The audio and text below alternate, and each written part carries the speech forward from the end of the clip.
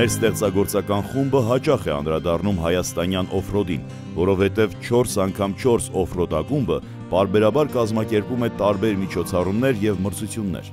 բայց ամեն ինչ հերթով։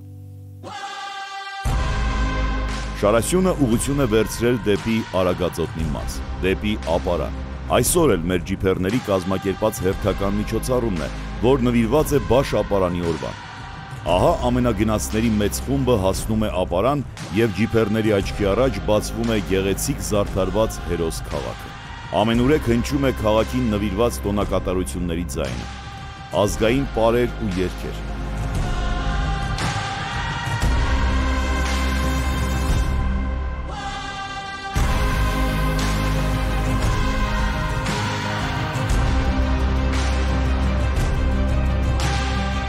Ապարան քաղաքում փոքրիկ կանգառից հետո ջիփերները շարունակում են ճանապարհը, իսկ ճանապարհն անցնում է Ապարանի հարևանությամբ տեղակայված Կայք գյուղի միջով։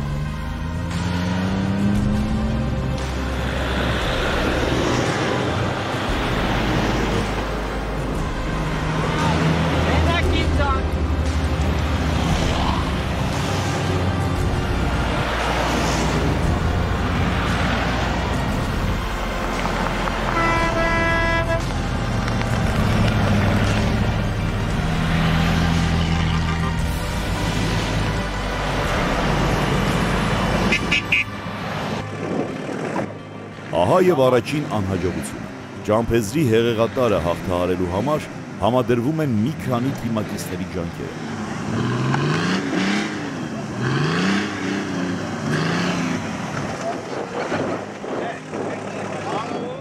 Հայաստանի գեղատեսիլ բնության և լանդշաֆտների մասին առաջին անգամ չէ, որ պետք է խոսենք։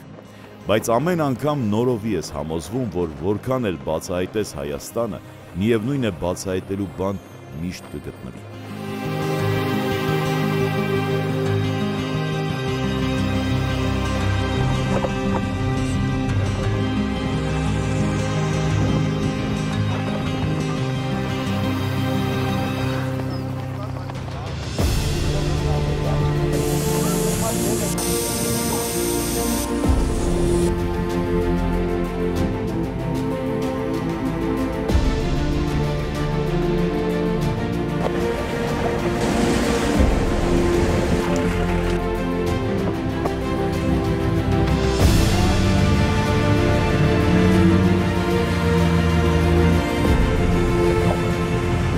Հազիվ նկատելի ճանապարհը երկու կողմից եզերված է անտառով։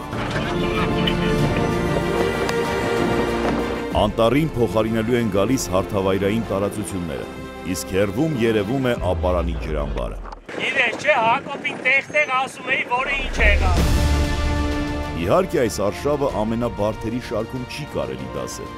Այլ է բարդությունը ձմռանը, երբ ձյան ծածկույթի հաստությունը կարող է հասնել մինչև 1,5 մետր։ Շնորհակալություն մեր հաղորդաշարի գործընկերներին, գլխավոր հովանավոր ավտոսան ընկերություն, Բարդալ ապրանքանիշով, պաշտոնական գործընկեր Նոր տուն խանութների ցանց, հաղորդման երկարամյա աջակիցներն են, Արզնիկատ ընկերությունը, Քեշուա Արմենիան, Քարիքս ընկերությունը, Պրոֆիլե Պորտե խանութ սրահը, առանձնակի շնորհակալություն Մուլտիգրուպ կոնցեռնին, իդեմ նախագահ Գագիկ Ծառուկյանի, Ավտոդրայվ հաղորդաշարին և Drive Media պրոդյուսերական ընկերությանը աջակցելու համար։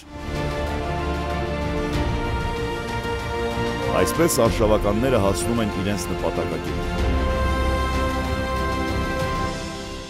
Շատ հարմար վայր է ճամբար խփելու և հանգիստ կազմակերպելու համար։ Մեր հաղորդման առաջին հատվածում նախատեսել էինք այսքանը։ Մնացեք մեզ հետ, որովհետև հաջորդիվ անդրադառնալու ենք շատ հետաքրքիր իրադարձության։